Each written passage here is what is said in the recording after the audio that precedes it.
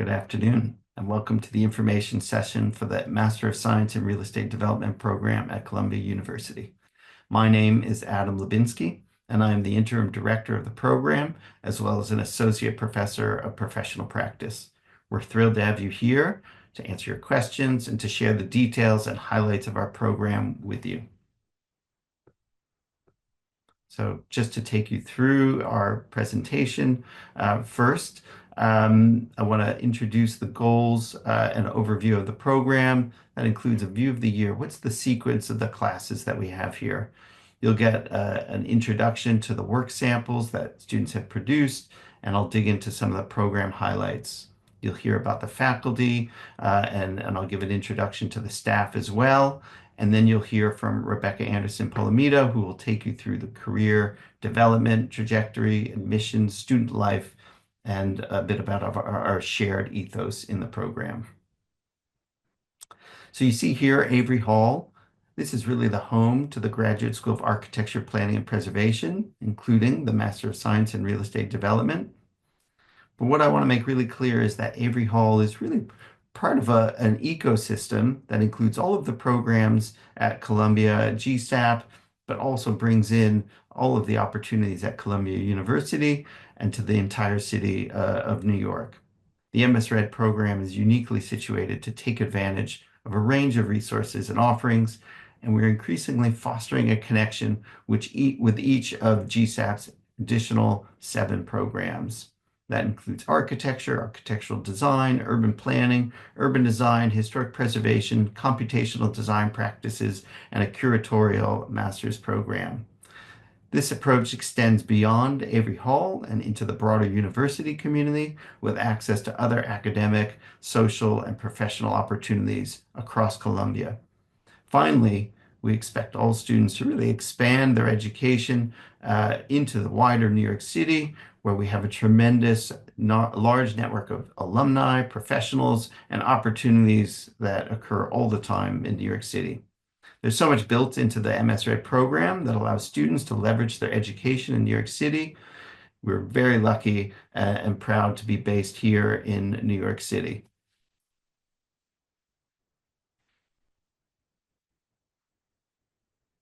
One of the things that we really emphasize with our program is that we are really focused on best practices from the industry, which is really about learning practical and technical parts of the real estate development world, combining that with theoretical learning, critical analysis, and real-world case studies. And I'll talk through how that looks in terms of the program's 3 semesters. The MS-RED program is now about to enter its 40th year. This is obviously long after the Graduate School of Architecture, Planning, and Preservation was established, but the program has really been growing consistently since 1985. In 2003, there were about 65 students enrolled in the program, and really more than doubled the program since then. The alumni group has really been expanding. In 2008, the first MS-RED alumni group was formed. And then in 2022, a new MS-RED Alumni Inc. group has been established. The curriculum also continues to change with time. Just as an example of that, in 2014, the program developed its capstone course, which is really the kind of pinnacle of the program, which occurs in the spring. Right now, including dual degree students, we have about 150 students in the program today. We draw considerably from New York City as part of this program. We really see New York City as a kind of lens through which we interpret global design and planning solutions, challenges, and opportunities. And this allows us to bring the real world into play as a case study, but we're also obviously looking at the global dimension of real estate. As we look at real estate today, we see it playing such a critical role in a changing world. Just as a basic fact for you all to be aware of, global building floor area is expected to double by 2060. So really over the course of your careers, the world population will continue to expand, but also as buildings age, there's a tremendous need to expand the capacity of the built footprint. And as we do that, we're going to be increasingly look at the role that the built environment plays with regards to a changing climate. And all of you as potential real estate students really hold an important key to making those changes. One of the world's challenges that we currently deal with, certainly a big factor in New York City today, is the affordability of housing, and that's something that we introduce as part of our program, looking at all sorts of financing and design solutions to this issue. And as we think about buildings that will last 40, 50, 60 years, seeing them as places where we're building healthy lifestyles, really thinking about solutions that promote a symbiosis between humans, building, and the living environment. And then, of course, those buildings have a place in the urban, suburban, rural environment. And so thinking about how these buildings add to the vitality of our communities. And so our program really is structured around what we need to do to bring these 5 factors to bear. What is the need for the work we do? Why is it important? And how do we do that? And I'll talk that through in terms of 4 basic core areas. First, we think about the social contribution of real estate to the built environment, thinking about alignment along mutual benefits, positive community impact, and local engagement that will make our projects more successful. Secondly, we think about the physical conditions, and this is where our presence in an architecture school is important. We think about the ground conditions. We think about the way design opportunities can transform sites, and we think about how environment and climate play into our roles as real estate professionals. And then, of course, pivotal to our program is we're focused on the financial aspects of real estate, market analysis, investment analysis, and thinking about the role of supply and demand in what we're producing. And then ultimately, we need to think about the delivery, thinking about regulation and policy, what guides delivery, the legal frameworks, and also positive project management to see things through. So how do we do that across a year?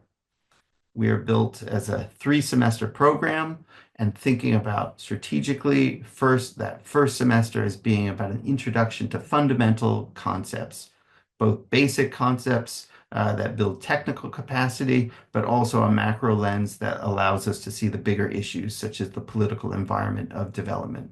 We also want to emphasize that this is a time for you all to get to know each other, and Rebecca will talk about that further. The relationships that you form here are critical to your careers, and also taking time to get to know New York City. The second semester is really a deeper dive. How do we begin to integrate what we're learning, taking those core concepts and seeing them through into development process classes and financial modeling? And here we begin to get a much deeper immersion that comes alongside our Lunchbox lecture series. And finally, that third semester is a real opportunity for students to explore through the capstone projects, through a much greater array of electives, and then also to explore internships. So in addition to all of those core classes, we're constantly updating our curriculum.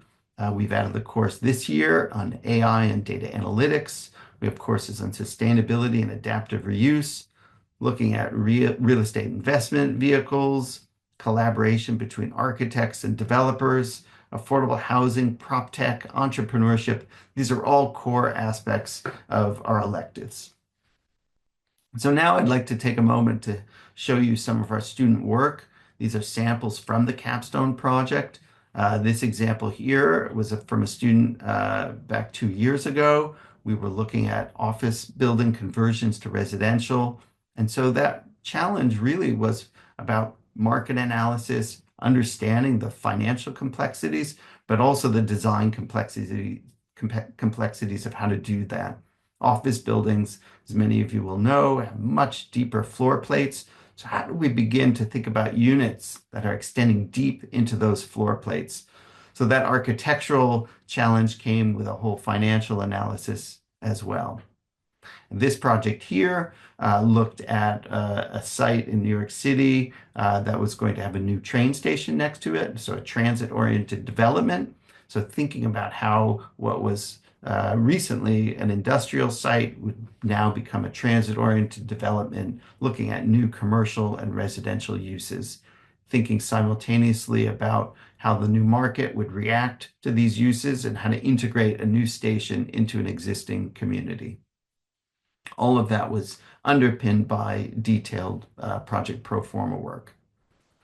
And then one last project, those of you from New York City, you may be familiar with the Gowanus area of Brooklyn, one of the largest recent rezonings in the city. And this area is shifting from an area that had basically single-story warehouses to an area that would allow for a mix of uses, including 25 to 30% affordable housing. So thinking about how to do that mix of uses in terms of both integration with the existing context, but also looking at how the affordability would work with the rest of the program. And so in amidst all of our work, which is inherently multidisciplinary, there is so much interaction with the other programs at GSAPP. Currently, we have dual degree programs with 3 other master's programs, including the Master's of Architecture, the Master of Science in Historic Preservation, and a Master of Science in Urban Planning. In addition to our time in class, we spend an enormous amount of time traveling around New York City, both as an entire cohort and in smaller groups. This image is from an annual trip that I've been doing over the last 4 years to Roosevelt Island to look at how Cornell Tech was developed and how the Four Freedoms Park was built out. In addition, we have a range of trips globally. Each year over the last few years, there's been a class trip to China. There's been an incredible number of trips to industry here in New York City as well. This is from a trip to Blackstone. And then we have a lot of collaborative work happening on campus as well. Some of that work occurs with other programs, including the Columbia Business School, which we have an annual negotiation workshop with in the fall. We've also traditionally held an annual conference. This is an image from our conference in 2023, where we're bringing together not only students, but also professionals and industry leaders from New York City and elsewhere. So I want to briefly introduce our faculty. I didn't describe myself in too much detail, and I'll also introduce Professor Kate Asher, Professor King, Professor Munsell here as well. And so I actually have a long connection with Columbia University. I did my Master's of Architecture at Columbia over 20 years ago, and then also did a PhD in urban planning at the University College London. Much of my career has really been involved in pre-development planning work, working with governments, landowners, developers on the future of areas that are really looking at future change. You can see an image here of the Brooklyn Navy Yard, a 300-acre site. That was a project that I led, doing a master plan, and my work extends across New York City, but also nationally, and having spent many years working in London, international experience as well. Professor Asher has been with the program for many years. She has a really incredible background in negotiating private-public partnerships. She wrote a wonderful book called The Works. You should all check it out. And she teaches, among other things, a class called Political Environment of Development.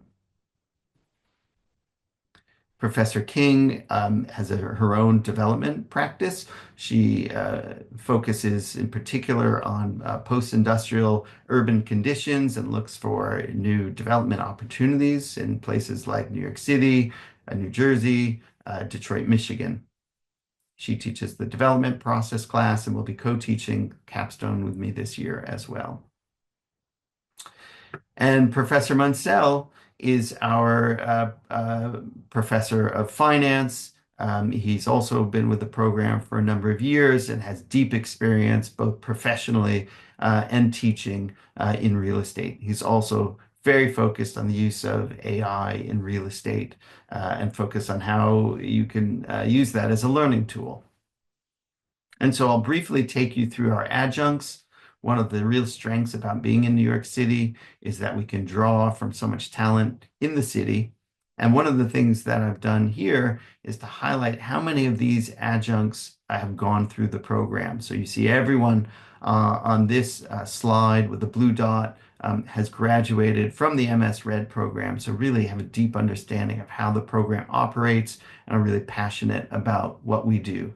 So these are all adjuncts in finance. And then another set of adjuncts who are teaching again throughout the summer, fall, and spring. Many of these professors have been with the program for years. And here are a number of adjuncts working in the development space, and that really covers from affordable housing to particular asset classes like hotel, and many of them are in New York City or based in surrounding areas. And then we have some adjuncts who are architects or specializing in design and planning. And again, they're teaching a range of design, planning, and in some cases, analytics classes throughout the year. And then we have other adjuncts who cover issues like construction management, law, project management as well. And I'd also like to introduce our course staff. We're joined now by Hera Su, who is a recent hire and is the new Associate Director of Academic Affairs. Rebecca Anderson Palomita, who's been with the program for many years and leads on career services and also manages our admissions process. And Thelma Collado, who is the Assistant Director working primarily with students, student clubs, and student meetings, student needs. Hera has an incredible background, including an MBA from the University of Chicago. She worked as a technologist, and so really is going to help make sure that our program is running efficiently and effectively as possible, and looking at the programs and platforms we use across the program. Rebecca has worked in higher education for 2 decades now and has a deep understanding of the real estate industry. Thelma has also worked in higher education for many, many years and provides and manages the student access to software programs and industry memberships and has a weekly newsletter keeping students up to date with New York City activities. And so with that, I'll turn over to Rebecca Anderson Palomito to talk through the MS Red program and its relationship to career development. Hi, everybody. I'm Rebecca Anderson Palomita, and like Professor Lubinsky has told you, I've been with the program for many years. The class of 2026 will be my 11th class if you decide to apply. I've been doing the career development for the MS Red program since I started here in 2015. So the program's career services and career development is very intense. This is a very intense program, 3 semesters, 45 credits. And so the career development piece really, really, really is intense over the year. So we offer spring internships, we offer mentorship programs with alumni, recruitment information sessions. We have a job posting board that's just specifically for GSAPP, where all the job postings go. We have a resume book that goes all to industry folks and alumni. We have an annual career fair that is just for the MS Red program. And then we have weekly lunchbox lectures, industry panels. Like we mentioned before, there's a conference coming back in fall of 2025. So the networking opportunities in this program are pretty unparalleled. These are the things that you will learn over the year with me, whether it's with me, industry folks, alumni, so professional etiquette. I always tell students when they're coming to Columbia, you're carrying a reputation. We take the reputation here very seriously. So we want to make sure that you're prepared completely and professionally for the industry when you graduate. I help with resume and cover letter writing, how you actually search for jobs in real estate, leveraging your social media experience and what that looks like while you're a student, how to build effective industry relationships. Like I said, whether it's with alumni or industry folks who just happen to be in the city or elsewhere. Cultural fits in the real estate industry, meaning, okay, working at somebody that's super corporate or like a mid-sized firm, a fully integrated firm. I go through all of that with you. Salary negotiation, obviously informational interviewing, proper presentation and interview skills, and the real estate industry hiring process. So it's like I said, it's a very fast-paced year. If you decide to come to the program, there's a timeline that we use as far as the recruitment process goes. If you have any questions about that, I'd be willing to share. This slide shows here the class of 2023 and where they ended up after graduation. Typically, around 65 to 70% of our students have a job upon graduation or short thereafter. This represents within 6 months of graduation. We've consistently had a 90% placement rate within 6 months of graduation, which I think is fantastic. There's always going to be percentage of the class where either A, I didn't meet them, or they didn't participate, or they didn't need a position, or they didn't let me know about it. So I just want to let you know there's always like a 10 to 12% gap as far as that goes.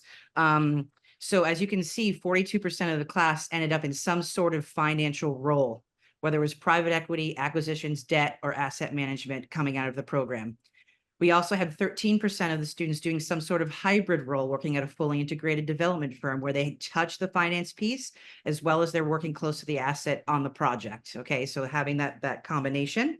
We also have 25% of our students went into development, which is including family business. So we do have a great development arm as well coming out of the program. And then we also have entrepreneurs, students who actually come to the program to then pursue entrepreneurial paths after the program. So this is kind of like our major buckets. Okay. The next one, it shows you the examples of the titles of those who are going into a finance career after the program, whether it's acquisitions, capital markets, debt origination, investment or financial analyst, asset management, or private equity.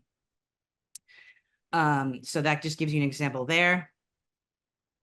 Then the 25%. Development analyst / development associate. That's our hybrid roles that I was just talking about previously on the other slide, combining finance and development together.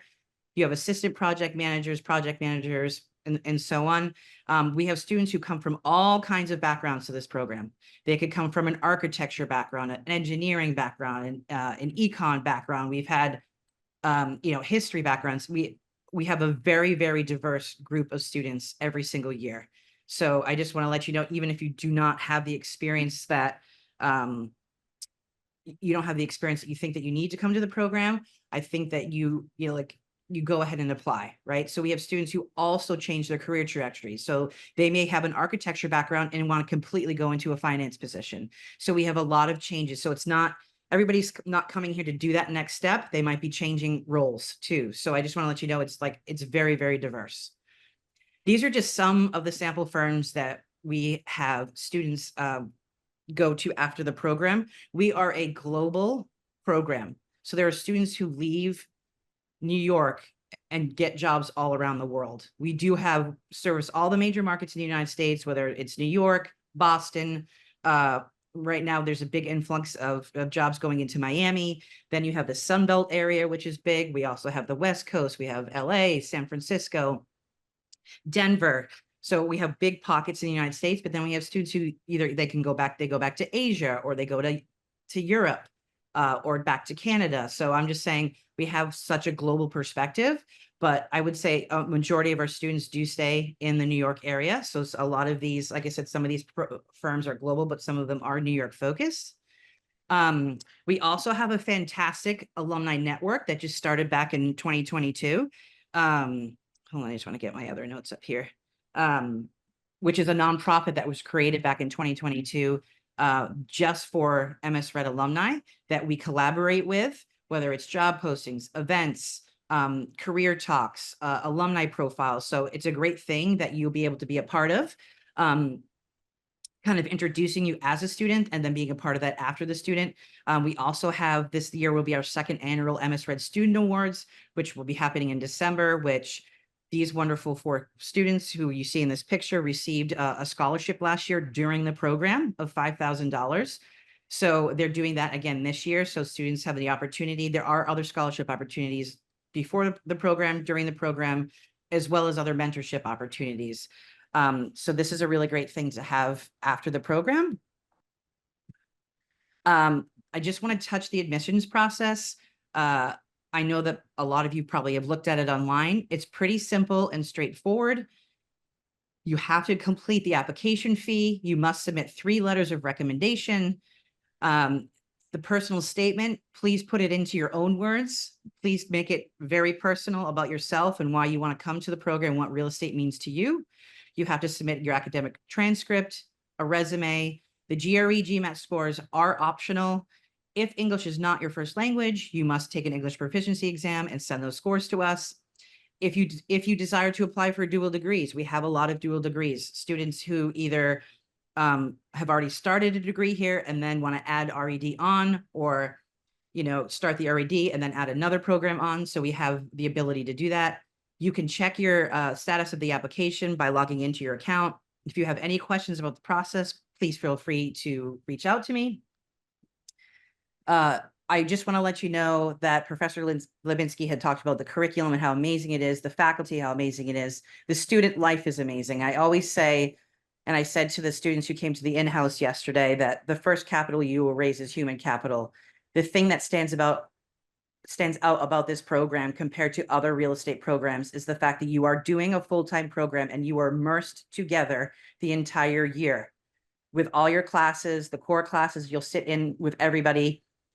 So you're really working towards the same goal, even if you have different career trajectories. So I think it's really special to be part of the community. And that's why our alumni is so very strong, because you are with everybody immersed for the 3 semesters for the entire year. So I just want to tell you the student life piece is huge. These are the MS Red led clubs that we have right now, which are really cool. Like an adaptive reuse and repositioning club, the Asia Real Estate Club, the Future Entrepreneurs Club, like we had mentioned before in the career slide, so people become entrepreneurs after the program. So anything that you have interest in and that you want to bring it to the program, we will allow you to do that. So we're all about new ideas, cross programming, even with other schools at Columbia. So I just want to let you know, like, if you have ideas, we'll listen to you.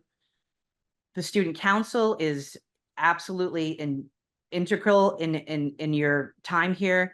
We have a president, a vice president, a secretary, and a social chair for each of the cohorts, all of whom are responsible for serving as liaisons between the student body, the administration, and the faculty. So the program student leaders have proven to remain the programs involved as alumni and beyond graduation. So as you can see this picture here, these are presidents of the last few classes. Like I said, the alumni here is very tight knit, and being a part of the student council is a very heavy job, but it's definitely, Anika can speak more to that, who's on this call in a little bit. We also have intramural sports. We've had a basketball team, we've had a baseball team, a soccer team, a boxing club. So, it's a way for students, to even connect physically in other ways and have fun on campus, which is really cool. We also have a great club, which was on the other slide, the Women in Real Estate Development Club, which has been is open to the entire cohort, but focuses on the interaction with female industry leaders and their initiatives. Over the past few years, Wired has also collaborated with the Columbia Business School, Real Estate Association. They host an annual summit, which is really awesome. So if you're interested, like I said, it's open to the entire cohort, but it's a really popular club every year. We also have the Design Driven Development Club, which extends the in-class design development conversation past GSAPP and into New York City, which provides cost-free access to firms, projects, and tours that might otherwise be inaccessible.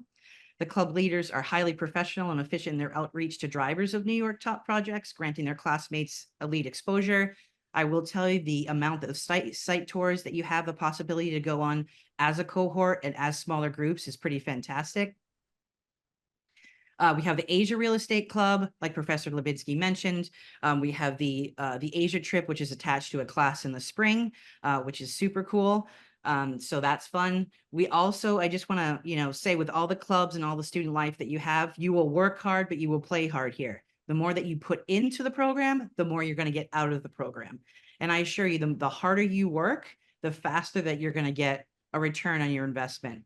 I always tell students, one of the reasons why I love this program is because I understand, the cost involved, but the return involved on a professional and personal level is something that is just, you can't get that in any other program. I'm not saying that because I have to sell it. I'm just saying it because I've experienced it with students who've come through the program.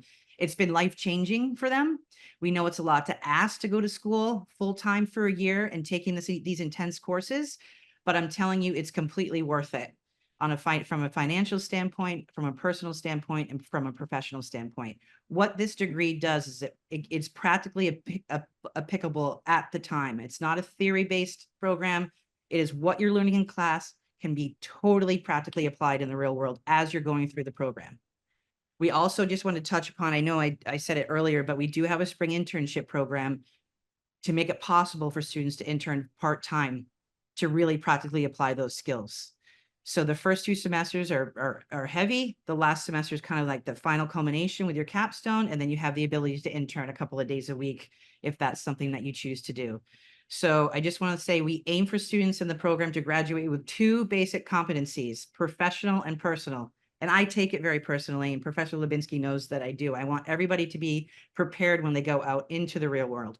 So the real estate is a profession that's founded upon communication between buildings and the environment, between people and buildings. And most importantly, like I said, relationships in real estate, they last forever. You'd be amazed when you come here, the people that you'll meet, and then the people that you'll stay with forever, which I think is super cool.